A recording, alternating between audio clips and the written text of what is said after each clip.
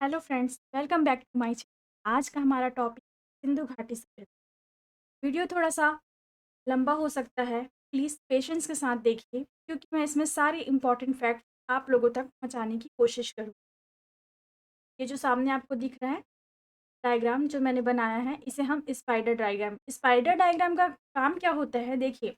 आप चाहे पढ़ाई बुक से करें, ऑनलाइन करें या किसी क्लासेस में बैठें, जो भी है आपका पढ़ाई का माध्यम, आप कुछ भी करें, लेकिन उसके लिए सारे फैक्ट में सबसे इम्पोर्टेंट चीज़ जो मुझे पर्सनली लगता है कि स्पाइडर डायग्राम का अपना एक विशेष ही महत्व है। क्योंकि देखिए, मेरा जो एक टॉपिक है सिंधु घाटी सभ्यता, आप यहाँ पे देख रहे हैं सिंधु घाटी सभ्यता, जो इम्पोर्टेंट टॉपिक है ना? और ये जो उसके सारे जो बने हुए हैं चारों तरफ, ये उसके सब टॉपिक हैं, मतलब उसके अंदर मुझे क्या-क्या पढ़ना है। जैसे सिंधु घाटी सभ्यता के अंदर मुझे क्या-क्या चीज़ें पढ़नी पड़ेगी, जैसे वास्तुकला है, आर्थिक स्थिति, उसकी सामाजिक स्थिति, धार्मिक स्थिति, कला ये। और फिर उसकी वास्तुकला का भी सब डिवीज़न क्या है, उसके अंदर क्या-क्या चीज़ें आएँगी, आर्थिक में उसकी क्या-क्या चीज़ें आएँगी, इस तरह से जो होता है हमारा स्पाइडर डायग्राम बनता है। ये हमें खुद के डायग्राम से बनाना है, ये हमें खुद के दिमाग से बनाना है। मेरा ही कॉपी मत कीजिए। आपको अगर अपने तरीके से कुछ और लगता है तो लेकिन मेरा पर्सनल सजेशन है कि आप लोगों को स्पाइडर डायग्राम बनाना ही चाहिए, क्योंकि इस एक पेज में हमारा पूरा टॉपिक कवर हो जाता है और क्वेश्चन इससे बाहर के नहीं आते। एक और इम्पॉर्टेंट चीज़ बताऊंगी मैं, स्पाइडर डायग्राम जब आप एक पेज में बनाते हैं, ठीक है, तो एग्ज़ाम के टाइम में ये क्या होता है, रिवाइज़ करने के लिए बहुत मतलब जल्दी हो जाता है, हमारा बहुत सारा टाइम बच जाता है। और जब अगर आप रिवाइज़ कर रहे हैं और जैसे आपने किसी एक चीज़, जैसे यहाँ सिंधु घाटी है, इसका आर्थिक स्थिति आपने बताया, कृषि, पशुपालन, व्यापार जैसे मैंने लिखा है ना? लेकिन अब सामाजिक स्थिति में अगर आपको याद नहीं आ रहा है, तो आप क्या करेंगे, अपने नोट्स, बुक्स जहाँ से भी है उसको फिर से पढ़ सकते हैं। मतलब आपको बार-बार एक मोटी बुक को रिवाइज़ करने की ज़रूरत नहीं, ठीक है? तो अब हम पॉइंट पे आते हैं, हमारा सिंधु घाटी सभ्यता है। देखिए, सिंधु घाटी सभ्यता, भारत का इतिहास सिंधु घाटी सभ्यता से प्रारंभ होता है, जिसे हम हड़प्पा सभ्यता के नाम से भी जानते हैं। देखिए, जब खुदाई हुई थी, खुदाई का प्रारंभ हुआ था, तो सबसे पहले हमें हड़प्पा नामक स्थान मिला था, इसलिए हम इस सभ्यता का नाम हड़प्पा के नाम पर भी रखते हैं। क्योंकि जो चीज़ें पहले मिलती है, सारी चीज़ें उस नाम के हिसाब से चली जाती है। जैसे हमारे देखना, जब किसी इंसान का शादी के बाद बच्चा होता है, तो पहला बच्चा अगर उसका नाम राजू, सोनू, मोनू है और फिर बाद में उसके भाई-बहनों का कोई भी नाम हो, तो भी वो सोनू की माँ या सोनू के पापा ही कहलाते हैं। उसी तरह सबसे पहले खुदाई जो थी वो हड़प्पा हुआ था, इसीलिए इस सभ्यता को हड़प्पा सभ्यता कहते हैं। यह सभ्यता लगभग 2500 ईस्वी पूर्व दक्षिण एशिया के पश्चिम भाग में फैली हुई थी, जो कि वर्तमान में पाकिस्तान तथा पश्चिम भारत के नाम से जाना जाता है। सिंधु घाटी सभ्यता मिस्र, मेसोपोटामिया, भारत और चीन, 4 सबसे बड़ी प्राचीन नगरीय सभ्यताओं से भी अधिक उन्नत थी। इसका जो काल निर्धारण है वो 23 से 50 से 1750 ईसा पूर्व रेडियो कार्बन 14 के द्वारा है। दूसरा है आपका 2500 से 1500 ईसा पूर्व व्हीलर द्वारा। इसका काल निर्धारण बताया जाता है कि इतने से इतने तक था। चार्ल्स मेंसन हड़प्पा में प्राचीन सभ्यता दबे होने की बात लिखी सबसे पहले 1826 में चार्ल्स मेंसन। अलेक्जेंडर कनिंघम, जो भारतीय पुरातत्व के जनक कहते हैं, उन्होंने इसका अवलोकन किया। जॉन मार्शल 1921 में हड़प्पा स्थल का ज्ञान उन्होंने बताया कि यहाँ पे हड़प्पा स्थल है। फिर जॉन मार्शल ने सन 1924 में सिंधु घाटी में एक नई सभ्यता की खोज की, जिसे हड़प्पा सभ्यता कहा। हड़प्पा सभ्यता के बाद दूसरा था नंबर था हमारा मोहनजोदड़ो का। यहाँ पे सर्वाधिक कंकाल मिले हैं। कंकाल बहुत इंपॉर्टेंट है क्योंकि कंकाल से हड़प्पा सभ्यता के निर्माताओं का निर्धारण करने का यह महत्वपूर्ण स्रोत है। इस समय 4 प्रजातियां पाई जाती है। पहला है भूमध्य सागरी। भूमध्य सागरी चारों में सबसे ज़्यादा इम्पोर्टेंट है और इसका अपना ही अलग महत्व था। मेडिटेरियन भी कहते हैं। मेडिटेरियन, ठीक है। क्या है आपका प्रोटो ऑस्ट्रेलाइड। प्रोटो ऑस्ट्रेलाइड जो है वो सिंधु क्षेत्र में पाई जाने वाली पहली पहली प्रजाति थी। अब तीसरा है मोंगलाइड। मोंगलोलाइड है जो वो उप हिमालय क्षेत्र से आए थे। ये जो थे उप हिमालय क्षेत्र से आए थे मंगोलाइड। अल्पलाइन जो है वो है आपका मध्य गंगा, निम्न गंगा फिर मध्य गंगा व निम्न गंगा के मध्य पाया जाता था अल्पलाइन प्रजाति। अब देखिए सभ्यता का फैलाव जो है संपूर्ण क्षेत्र त्रिभुजाकार में है। किस तरह से फैला हुआ है ये त्रिभुजाकार में, ठीक है? जिसका क्षेत्रफल 12,99,600 वर्ग किलोमीटर था। ठीक है, इसमें आप करेक्शन करेंगे क्योंकि खुदाई होती गई है, तो ये कुछ समय पहले 20 लाख वर्ग किलोमीटर तक हो गया था और अभी करेंट का डाटा मुझे एग्जैक्ट पता नहीं है, लेकिन यहाँ पे इस ध्यान रखेंगे अभी खुदाई चल ही रही।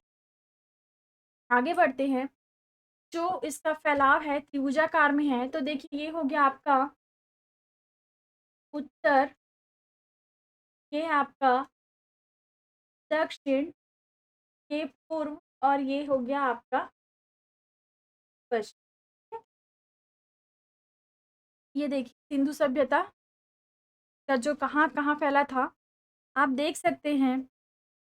ये जो है आपका, यहाँ पे देखिए ये जो आपका है ये भारत है, ठीक है। यहाँ से ये आपका भारत, ये है आपका सिंधु नदी, तो इस तरह से ये फैला हुआ है, ये हो गया आपका सिंधु नदी, ठीक है। अब ये जो सिंधु सभ्यता है वो पाकिस्तान तक, मतलब भारत के पश्चिम तरफ से फैला हुआ था, ठीक है, पूर्व नहीं, भारत के पश्चिम एरिया, ठीक है। तो ये हमारे पाकिस्तान अफगानिस्तान से लगे हुए थे। तो देखिए इसका सबसे पहला जो है पूर्व में है आपका मांडा जम्मू कश्मीर। ये देखिए आप यहाँ पे आपको मांडा दिखेगा, ठीक है, ये हमारा पड़ेगा जम्मू कश्मीर में, ठीक है। है आपका आलमगीरपुर यूपी, देखिए यहाँ पे है आपका आलमगीरपुर यूपी में है, यूपी में पड़ेगा ये। नीचे दक्षिण में आएगा दैमाबाद नर्मदा के मुहाने में, ठीक है, यहाँ पे है आपका दैमाबाद, देखिए ये है आपका नर्मदा, ये नर्मदा नदी बह रही है, उसके नर्मदा नदी के मुहाने में है आपका दैमाबाद, ठीक है। उसके बाद है सुक्का गेंडोर बलूचिस्तान, ये आपका पड़ेगा यहाँ पे सुक्का गेंडोर जो है आपका बलूचिस्तान। इस तरह से हमारा ये जो है त्रिभुजाकार दिख रहा है आपको, कैसे दिखेगा देखिए, यहाँ से आप ऐसा लेते हैं, ये देखिए तो ये कुछ त्रिभुजा आकार में आपको दिख रहा है, ठीक है? इसका फैलाव बोलते हैं कि त्रिभुजाकार में है। आगे बढ़ते हैं, जो 7 इम्पोर्टेंट नगर हैं, ठीक है, उसमें से है आपका पहला है हड़प्पा, जो है आपका पंजाब में है, पंजाब में है। और मोहनजोदड़ो जो आपका सिंध में है, ये दोनों आपको पड़ेगा पाकिस्तान, ठीक है। ये देखिए आपका ये है, ये हो गया आपका मोहनजोदड़ो, ठीक है, ये हो गया आपका हड़प्पा, ठीक है। ये दोनों सबसे पहले खुदाई किसकी हुई थी, हड़प्पा की फर्स्ट, फिर हुआ था आपका मोहनजोदड़ो का, ठीक है। दोनों आपका किस में पड़ेगा, पाकिस्तान में पड़ रहा है। और इसकी जो खोद है वो किसने किया था, हड़प्पा का, देखिए यहाँ पे बता, फिर से लिख देते हैं। हड़प्पा का जो खोज था वो आपने दयाराम साहनी, दयाराम साहनी ने 1921 ईस्वी में किया था, ठीक है। हड़प्पा की खोज दयाराम साहनी ने 1921 में किया था, ये फर्स्ट। सेकंड है आपका मोहनजोदड़ो, ये आपका हुआ था खोज इसका राखल दास बनर्जी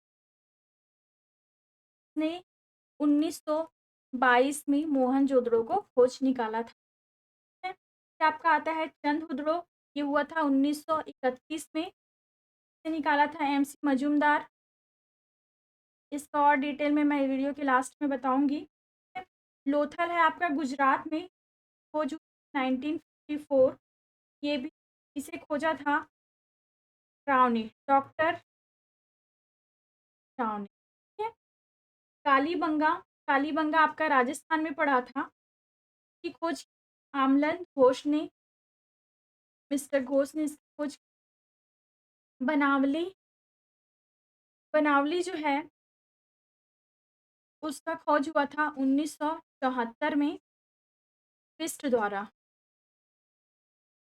अब ये देखिए धौलावीरा, इसकी खोज हुई थी 1968 में जेपी जोशी द्वारा, जेपी जोशी द्वारा। अभी यहाँ पे मैं इम्पोर्टेंट फैक्ट ये बताने वाली हूँ कि अभी हाल-फिलहाल कुछ दिन पहले ये जो धौलावीरा है, ये जो धौलावीरा है, इसे यूनेस्को ने वर्ल्ड हेरिटेज घोषित किया है। किसने? यूनेस्को ने इसे वर्ल्ड हेरिटेज घोषित किया है। किसे? धौलावीरा। धौलावीरा जो है वो अभी चर्चा का विषय है, इसलिए इसे आप ध्यान में रखेंगे। तो जब इस धौलावीरा को यूनेस्को ने वर्ल्ड हेरिटेज घोषित किया है, तो अब टोटल जो है वो हमारे इंडिया में 40 हो चुके हैं। तो ये आपके करंट अफेयर के भी टॉपिक हैं, जिसे आप ध्यान में रख के चलेंगे कि अभी यूनेस्को ने वर्ल्ड हेरिटेज में किस नगर को शामिल किया है, तो वो है आपका धौलावीरा। ये लगभग 5000 साल पुराना पुराना नगर सभ्यता है, ठीक है? जिसे आज की डेट में कब मतलब 2021 में यूनेस्को ने वर्ल्ड हेरिटेज घोषित किया है, ठीक है? आगे बढ़ते हैं। नगर योजना व संरचनाएँ, ठीक है? सिंधु सभ्यता की नगर जो थी, वो जाल ग्रिड पद्धति में थी। जाल ग्रिड पद्धति मतलब ये देखिए, इस तरीके से। हर चीज़ एकदम सिस्टमैटिक। हमारा ग्रिड ऐसी होता है ना, जाल ऐसी मतलब कहाँ से रोड निकलेगा, कहाँ पे घर रहेगा, वो सब चीज़ एकदम सिचुएटेड थी, ठीक है? इसकी सड़कें एक-दूसरे को समकोण पर काटती थी, जिसे ऑक्सफोर्ड सर्कस कहते हैं। सड़कें एक-दूसरे को समकोण पर कैसे काटती थी? जैसे ये सड़क है एक, ठीक है? तो दूसरा सड़क अगर ऐसा है, ठीक है? तो ये यहाँ से जाएगा, ठीक है? एक यहाँ से अगर सड़क है, तो ये इधर से कुछ ऐसा मतलब समकोण, ठीक है? समकोण मतलब समझते हैं ना 90 डिग्री पर काटती थी, 90 डिग्री, ठीक है? मोहनजोदड़ो से विशाल स्नानागार और अनाज रखने का कोठार मिला है। हड़प्पा में 2 कमरे वाले बैरक मिले हैं। इससे पता चलता है कि वहाँ पे जो स्नान करने की जो प्रक्रिया थी वो बहुत ही अच्छा था, व्यवस्थित था। अनाज रखने के लिए कोठार जो है वो उस सदी से ही है जिसे हम आज भी कोठार कहते हैं। तो वहाँ की जो ये सब चीज़ें थी वो बहुत ही अच्छी थी। क्या बनावली में सड़कों और मोरियों के अवशेष मिले हैं, मतलब मोरिया जो होता है वो पानी को पास करने के लिए होता है। स्वास्थ्य और सफाई का बहुत ही महत्व था। पूर्व और पश्चिम में 2 टीले थे। पश्चिम को स्तूप टीला माउंट एबी कहा जाता था व्हीलर द्वारा, और पूर्व में निचला नगर। जैसे यहाँ पे देख सकते हैं, पश्चिम ये पूर्व, ये ऊपर ऊपर था, ये नीचे था, ठीक है? इसलिए इसे क्या कहते थे? निचला नगर, और हम इसे नगर दुर्ग कहते थे, ठीक है? मोहनजोदड़ो और हड़प्पा के नगरों में अपने-अपने दुर्ग थे, जो नगर से कुछ ऊंचाई पर स्थित होते थे, जिसमें अनुमानतः उच्च वर्ग के लोग निवास करते थे। दुर्ग से नीचे सामान्यतः ईंटों से निर्मित नगर होते थे, जिन्हें सामान्य लोग निवास करते थे, ठीक है? ये हो गया आपका निचला नगर, ये जो था वो बड़ा होता था। पश्चिम में जो नगर दुर्ग होता था ये छोटे होते थे, ठीक है? इसे हम क्या कहते थे? स्तूप किला भी कहते थे, किला भी कहते थे। ये नीचे होता था, ऊपर में होता था छोटे, ये बड़े। आगे बढ़ते हैं। आर्थिक स्थिति, आर्थिक स्थिति जो थी हड़प्पा की, वो सबसे पहले वहाँ पे कृषि कृषि बहुत इम्पोर्टेंट था। फिर 2 फसलों की खेती होती थी, गेहूँ और जौ। हल का प्रयोग होता था, लेकिन हल जो है वो लकड़ी का बना होता था। फसलों की विविधता थी, गेहूँ, जौ, राई, मटर, तेल, सरसों, कपास और बाजरा। कालीबंगा से जुते हुए खेत मिले हैं। बनावली से मिट्टी की हल जैसा खिलौना। धौलावीरा से बांधों बांधों का निर्माण, जलाशय। पोर्तुगल से नहरों के अवशेष। लोथल रंगपुर से चावल की खेती, और कपास जिसे सिंडोम भी कहा जाता था, उसकी भी प्राप्ति का श्रेय सिंधु सभ्यता को मिलता है। देखिए इन चीज़ों को एग्जाम में पूछा जाता है, तो इसे कैसे याद रखें? अब देखिए, काली बंगा। ठीक है, यहाँ से आपको मिले हैं क्या? जुते हुए खेत। ठीक है, अब देखना मिट्टी के प्रकार में एक होता है काली मिट्टी। ठीक है, तो मिट्टी में ही हमें क्या होता है? खेती होती है, तो इस तरह से ये कनेक्ट हो रहा है, तो काली मिट्टी में आपका खेती हो गया। इस तरह से आप ऑप्शन में टिक लगा सकते हैं कि कालीबंगा से जुते हुए खेत मिले। दूसरा है बनावली। बनावली, यहाँ से मिला है आपको मिट्टी के हल। मिट्टी के हल देखिए, बनावली से क्या हो निकालेंगे यहाँ पे हम? बनाना। ठीक है, बनाना, क्या बनाना? मिट्टी के खिलौने जैसे बनाते हैं ना, उसी तरह मिट्टी के हल। तो यहाँ से हम इसको कनेक्ट कर सकते हैं कि बनावली, मिट्टी के हल को बनाया जाता है, तो कहाँ से मिला है? वो आपका बनावली। ठीक है, धौलावीरा से मिला है बांधों का निर्माण। धौलावीरा से आपको क्या मिला है? बांधों का निर्माण। धौलावीरा को ब्रेक करेंगे तो यहाँ से हमें मिलता है वीर। वीर पुरुष, वीर योद्धा, या हम वीर भाइयों को भी वीर कहते हैं। तो ये लोग क्या करते हैं? बांधों का निर्माण करते हैं। हमारे जो वीर हैं, वीर पुरुष लोग हैं, वो बांधों का निर्माण करते हैं। तो इस तरह से हम कनेक्ट करेंगे कि बांधों का अवशेष, ये बांधों का निर्माण कहाँ हुआ है? धौलावीरा में। चोरतुघई। चोरतुघई, यहाँ पे आपको नहरों के अवशेष मिले हैं।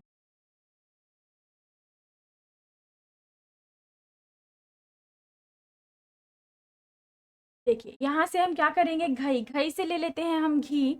घी जो है नहरों में बहता है, नहरों में पानी ना भी बहकर घी बह रहा है। तो इस तरह से हम याद कर सकते हैं कि नहरों के अवशेष जो हैं वो हमें चोरतुघई से मिले हैं। अब ये देखिए, एक और बचा है लोथल और रंगपुर, यहाँ से हमको मिला है चावल। ठीक है, यहाँ से देखिए ये कनेक्ट होता है आपका चावल, यहाँ से लोथल। ठीक है, ये एल और एल को पकड़िए, तो ये क्या हो गया? लोथल और चावल। तो हमें लोथल से चावल पिया है। रंगपुर, रंगपुर से ब्रेक करेंगे तो रंग, तो चावल कैसा है? रंग बिरंगा है। ठीक है, तो लोथल और रंग से, रंगपुर से हमें क्या मिला है? चावल। तो इस तरह से हम इसे याद कर सकते हैं। ठीक है, पशुपालन, पशु में बैल, गाय, भैंस, बकरी और भेड़ उस समय मिलते थे। ये लोग परिचित थे बिल्ली से, कुत्ता से, हाथी से, गैंडे से। अपरिचित थे घोड़े से। प्रिय पशु इनका कुपड़ वाला सांड है। ठीक है, ये है आपका इम्पोर्टेंट। हड़प्पा की सभ्यता अश्व केंद्रित नहीं थी। यहाँ अश्व, घोड़े के साक्ष्य नहीं मिले हैं। ये है आपका अश्व, है ना, अश्व केंद्रित नहीं था। व्यापार सारे आदान प्रदान द्वारा होता था, जिस विनिमय द्वारा किया जाता है। विनिमय मतलब एक हाथ से दो, दूसरे हाथ से लो। मतलब मैं अगर आपको कोई सामान दे रही हूँ, उसके बदले में आप मुझे कुछ सामान दोगे। मतलब पैसों का अभी यहाँ पे उतनी जानकारी नहीं। ये लोग धातु के बदले धातु लेते थे और उस धातु को नाव और बैलगाड़ियों पर लाद कर पड़ोस के इलाके ले जाते। वाणिज्यिक बस्ती इनकी थी अफगानिस्तान। ठीक है, आगे बढ़ते हैं। दो मध्यवर्ती व्यापार केंद्र है, दिलमन और मकान। ठीक है, ये दोनों जो है वो मेलुहा और मेसोपोटामिया के बीच में है। ये जो दोनों देश है वो है आपका मेलुहा और मेसोपोटामिया के बीच। ये जो दिलमन है वो है आपका बहरन द्वीप में, बहरन द्वीप में। और ये जो मकान है वो है आपका ओमान। दिलमन जो है वो आपका साफ सुथरे नगरों का स्थान था, सूर्योदय का क्षेत्र और हाथियों का देश कहा जाता था। किसे? दिलमन। ठीक है, सुर्तगई एक वाणिज्यिक निवेश। यहाँ पे दिया है, एक चार्ट दिया है जिसमें दी गई है वस्तुएं और प्राप्त स्थान कहाँ कहाँ से मिलता है। तो देखिए, तांबा मिलता है आपका, मिलता था उस समय क्षेत्रीय राजस्थान, बलूचिस्तान। हीना मिलता था ईरान, अफगानिस्तान। अभी देखिए, ये जो सारे जो देश हैं वो भारत के पश्चिम तरफ है। ठीक है, ये जो भारत है, ठीक है, भारत का एरिया था। तो यहाँ पे आपका पाकिस्तान है, इधर अफगानिस्तान है, बलूचिस्तान है। तो इस एरिया में आपका सिंधु घाटी सभ्यता का विकास हुआ है। तो हम जो भी बात करेंगे वो इस तरफ के देश के बारे में बात करेंगे। सोना जो है कर्नाटका से लेते थे। बहुमूल्य पत्थर जो है वो गुजरात, ईरान, अफ़गानिस्तान। चाँदी मिलता था ईरान और अफ़गानिस्तान, मेसोपोटामिया, राजस्थान के जावर और अजमेर से। लाजवर्द मिलता था बदक या अफ़गानिस्तान से। शीशा मिलता था आपका अफ़गानिस्तान से। चिज-शिलाजित लाते थे हिमालय से और गोमेद मिलता था आपका गुजरात से। ये चार्ट को आप याद रखेंगे। आगे बढ़ते हैं धार्मिक स्थिति। धरती को उर्वरता की देवी मानते थे। पुरुष देवता लिंग पूजा इनके मुहर पर चित पाया गया है। उपासना जो होता था ये मातृ देवी, पशुपति, शिवलिंग, योनि, नाग पूजा, वृक्ष पूजा, पशु पूजा, अग्नि पूजा, जल पूजा। मतलब देखिए ये लोग जो पूजा करते थे, जो दिखते थे उनकी पूजा करते थे। ऐसा कोई मंदिर का अवशेष नहीं मिला है यहाँ पे। जो दिख रहे हैं पशुपति, नाग, वृक्ष दिख रहा है, तो अग्नि दिख रहा है, तो ये सब चीज़ों की पूजा करते थे। इन्हें विश्वास था भूत-प्रेत और तंत्र मंत्र पर विश्वास था। ये हमें इससे पता चलता है कि हमें वहाँ से स्वास्थ्य चिन्ह, चक्र और ताबीज़ मिले। इससे पता चलता है कि वो लोग भूत-प्रेत और तंत्र मंत्र पर विश्वास करते। पशु पूजा एक सिंग वाला जानवर यूनिकॉर्न कहते थे, पूजा करते थे। पुनर्जन्म और यज्ञ पर विश्वास करते थे। हड़प्पा में शवों को दफनाने की प्रथा थी, ठीक है? मोहनजोदड़ो में शवों को जलाने की प्रथा थी और कालीबंगा और लोथल में युक्त समाधियाँ पाई जाती हैं। कला एवं शिल्प, इसका स्थापत्य महत्वपूर्ण शिल्प है। कला रूप है काष्ठ कला, मृण मूर्तियाँ, मन का निर्माण और मुहर निर्माण। नाव के साक्ष्य मिलते हैं। नाव के साक्ष्य मिलते हैं, इसी से पता चलता है कि ये लोग व्यापार में जो भी सामान लाना ले जाना करते थे, तो वो नाव या बैलगाड़ी से ले आना ले जाना करते। चांदी सर्वप्रथम सिंधु में ही पाई गई है। धातु मूर्तियां प्रतिमाएं, कांसे की नर्तकी मूर्ति कला का सर्वश्रेष्ठ उदाहरण है। ये इम्पोर्टेंट है, ठीक है? कांसे की कांसे की नर्तकी की मूर्ति कला को बहुत उसका महत्व था उस समय। आगे बढ़ते हैं। मृद भांड, मृद भांड होता है मिट्टी के बर्तन, ठीक है? चाक से निर्मित मृद भांड प्रचलित थे। टेराकोटा, आग में पकी मिट्टी को कहते हैं, उसका भी प्रचलन था। दीप उद्योग मौजूद था, जो आपका बालाकोट, लोथल से मिला है। बर्तनों में विभिन्न तरह की चित्रकारी होती थी, जैसे वृक्ष, मनुष्य, ठीक है? मृण मूर्तियाँ, मिट्टी से निर्मित आकृति जिसका उपयोग खिलौने या पूज्य प्रतिमा के रूप में किया जाता है, इसे उस मृण मूर्तिका कहते हैं। उसमें पक्ष से भेड़, गाय, बैल, बंदर, पुरुष, स्त्री की प्रतिक्रियाएं होती थी, लेकिन गाय घोड़े की मूर्तियों का अभाव है।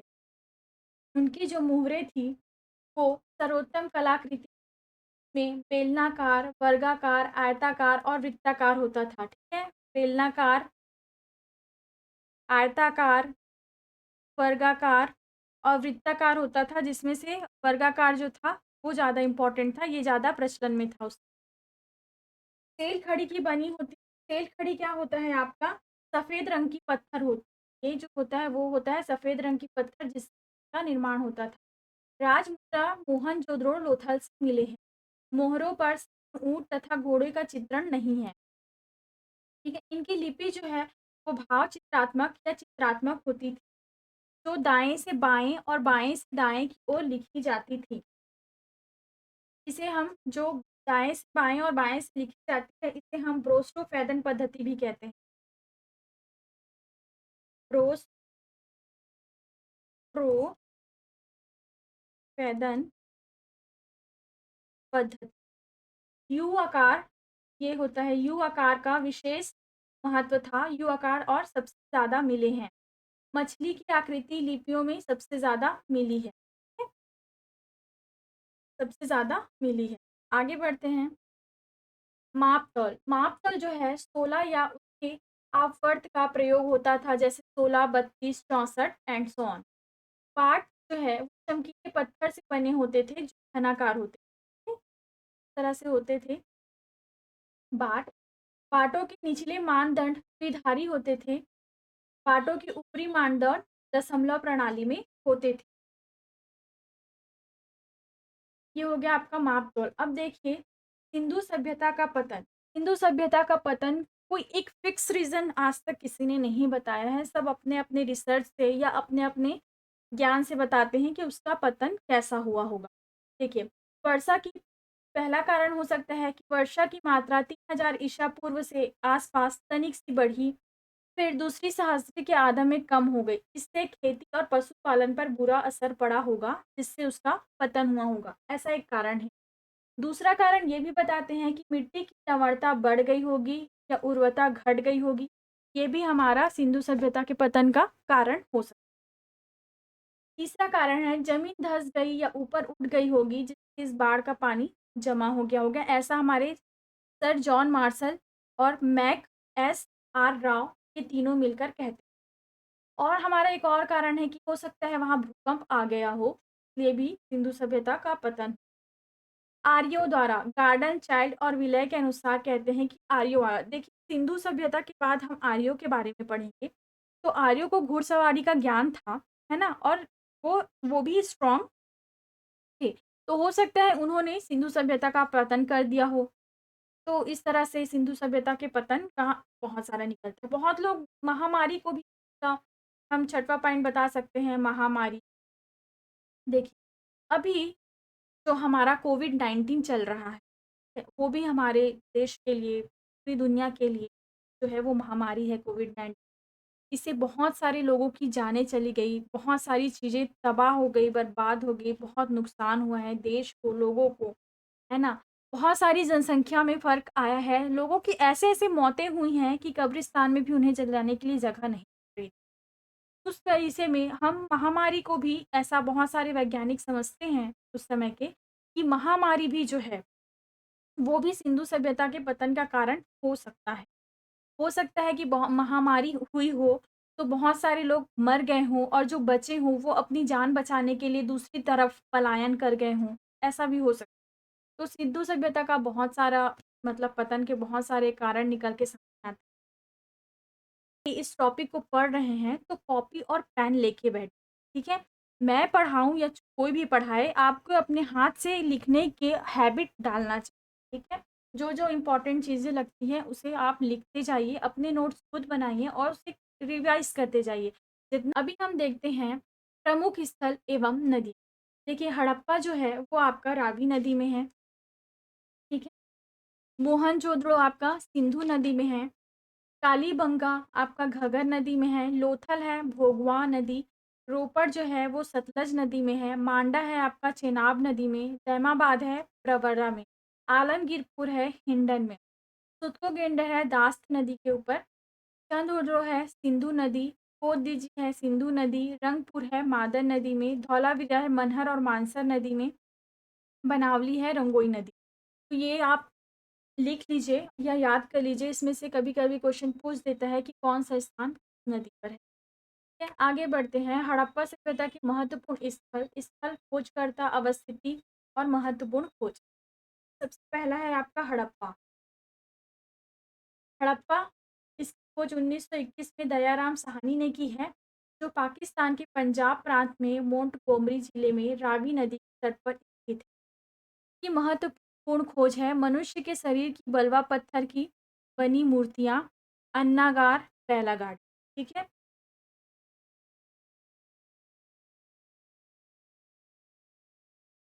दूसरा है आपका मोहनजोदड़ो, इसे हम मृतकों का टीला भी कहते हैं। खोजा था 1922 में राखादास बनर्जी ने। ये अभी पाकिस्तान के पंजाब प्रांत के लरकाना जिले में सिंधु नदी के तट पर स्थित है। मोहनजोदड़ो से क्या-क्या मिला है? विशाल स्नानागार, अन्नागार, महाविद्यालय भवन, कांस्य की नर्तकी की मूर्ति, पशुपति महादेव की मुहर, दाढ़ी वाले मनुष्य के पत्थर की मूर्ति, सिलबट्टा, मिट्टी का तराजू। का गेंडोर है खोज की है 1929 में। यह भी अवस्थित है पाकिस्तान के दक्षिण पश्चिम राज्य बलूचिस्तान में, दास्त नदी के किनारे पर स्थित है। यहाँ से हड़प्पा और बेबीलोन के बीच व्यापार का केंद्र बिंदु था। यहाँ पे हड़प्पा और बेबीलोन के बीच व्यापार का केंद्र बिंदु था। चंद्रद्रोह की खोज की है एन.जी. मजूमदार 1931 में, सिंधु नदी के तट पर सिंध प्रांत में है। इसमें से खोज हुआ था आपका मनके बनाने की दुकानें, बिल्ली का पीछा करते हुए कुत्ते के पद चिन्ह, वक्राकार ईंट। ये जो चंद विद्रोह है, ये आपका बिना दुर्ग का संधव स्थल है। बिना दुर्ग का सैंधव स्थल। यहाँ पे चंद विद्रोही एक ऐसा था जहाँ पे कोई भी दुर्ग नहीं पाया गया है, मतलब किलेबंदी के साक्ष्य नहीं है। किलेबंदी के साक्ष्य नहीं है। आमरी खोज की है एन जी मजूमदार 1935 में। ये सिंधु नदी के तट पर है, यहाँ पे हिरन के साक्ष्य मिले। कालीबंगा की खोज हुई है की है आमलानंद घोष ने 1953 में राजस्थान में घगर नदी के किनारे। यहाँ से मिली है अग्नि वेदियाँ, ऊँट की हड्डियाँ, लकड़ी का हल, टूटे हुए खेत। आगे बढ़ते हैं। लोथल। लोथल आर राव ने 1953 में इसकी खोज की है। ये है गुजरात में कैम्बे की कड़ी के नज़दीक भोगवा नदी के किनारे पर स्थित है। यहाँ से मिला है मानव निर्मित बंदरगाह, गोतीवाड़ा, चावल की भूसी, अग्नि वेदिकाएं, शतरंज का खेल। देखिए, लोथल को पतन नगर भी कहते हैं। पतन नगर, क्वेश्चन आता है इनमें से किसे पतन नगर कहा जाता है, तो वो है आपका लोथल।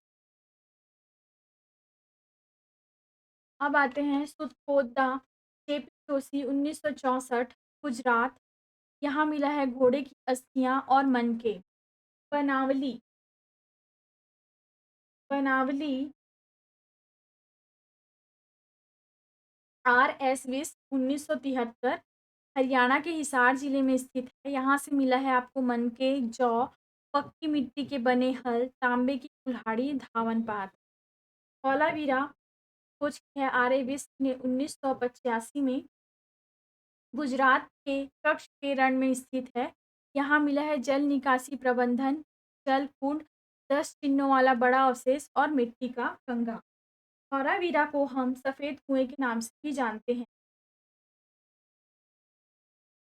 सफेद सफेद कुएं के नाम से जानते हैं। इसमें भाग था इसका, 3 भाग। जो फर्स्ट था उसे कहते थे किला, मध्यनगर, मध्यनगर। तीसरा था आपका निचला नगर, निचला नगर। ये भी आप ध्यान में रखेंगे। और अभी मैंने आपको बताया था कि यूनेस्को ने इसे वर्ल्ड हेरिटेज भी घोषित किया है। कब? 19 धौलावीरा जो नगर है उसे यूनेस्को ने